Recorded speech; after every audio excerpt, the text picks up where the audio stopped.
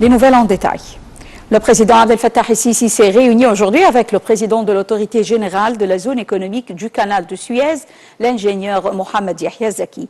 Le porte-parole de la présidence, l'ambassadeur Bassam Radi, a déclaré que la réunion a porté sur le suivi de la stratégie du développement concernant l'autorité. Le chef d'État a appelé à commencer à exploiter les tunnels de Port Saïd. Il a demandé l'inauguration officielle pendant le mois de novembre courant des tunnels afin de faciliter la situation du commerce.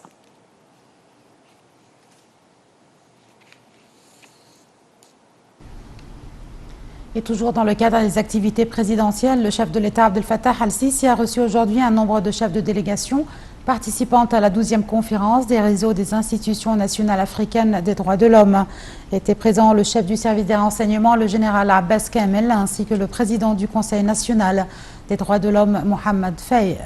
Le président el-Sisi a réitéré l'importance qu'accorde l'Égypte à la réussite de cette 12e édition de la conférence des réseaux nationaux africains pour les droits de l'homme qui se tient actuellement au Caire.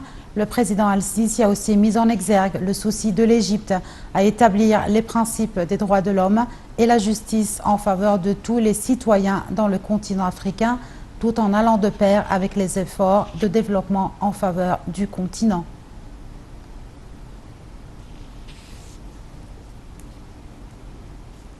La capitale américaine, Washington, accueille aujourd'hui les réunions des ministres des Affaires étrangères de l'Égypte, du Soudan et de l'Éthiopie en présence du représentant de la Banque mondiale afin d'examiner le dossier du barrage éthiopien de la Renaissance.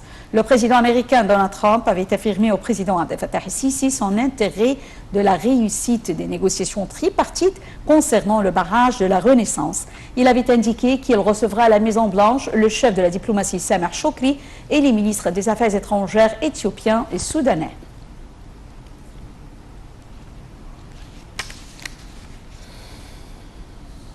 Et dans ce même contexte, le chef de la diplomatie, Sameh Shoukry, a commencé ses entretiens à Washington par une rencontre avec le conseiller général du président américain, Jared Kushner. La rencontre a été centrée sur le dossier du barrage éthiopien de la Renaissance. Sameh Shoukry a également passé en revue les efforts égyptiens déployés depuis 2014 pour parvenir à un accord en faveur des intérêts des trois pays, l'Égypte, le Soudan et l'Éthiopie. La rencontre a également porté sur différents dossiers régionaux, notamment la cause palestinienne et la situation en Libye et en Syrie.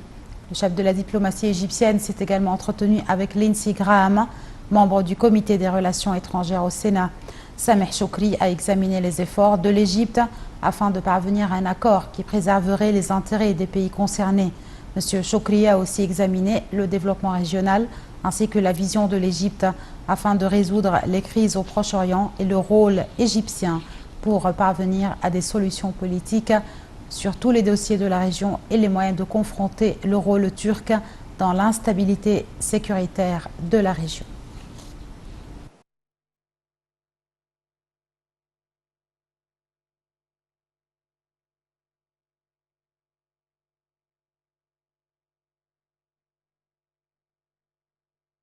Le conseil ministériel a tenu aujourd'hui sa réunion hebdomadaire présidée par le Premier ministre Mostafa Madbouli. Lors de cette réunion, Dr Madbouli a déclaré que plusieurs projets seront inaugurés dans les semaines à venir, ajoutant que ces inaugurations interviennent dans le cadre de l'intérêt de l'État à faire hausser le niveau des services présentés aux citoyens.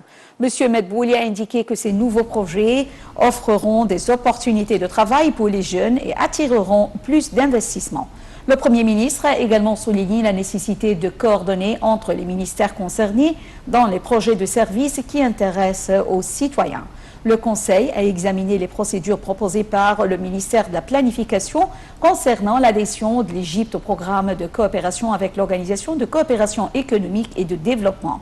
Le Conseil a également ratifié le projet sur le projet de décision concernant la troisième modification de l'accord d'aide entre l'Égypte et les États-Unis concernant l'enseignement.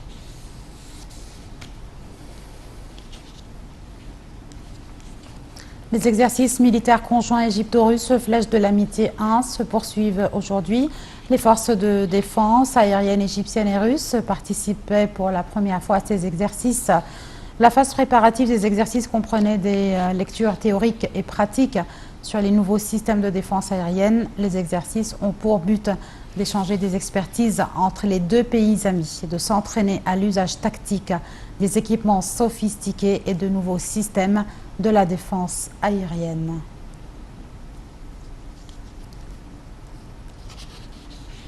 La Bourse du Caire a subi une performance mitigée ce mercredi à la séance de clôture, soutenue par des opérations de vente des institutions et des fonds d'investissement local et des investisseurs étrangers et des opérations d'achat des investisseurs arabes.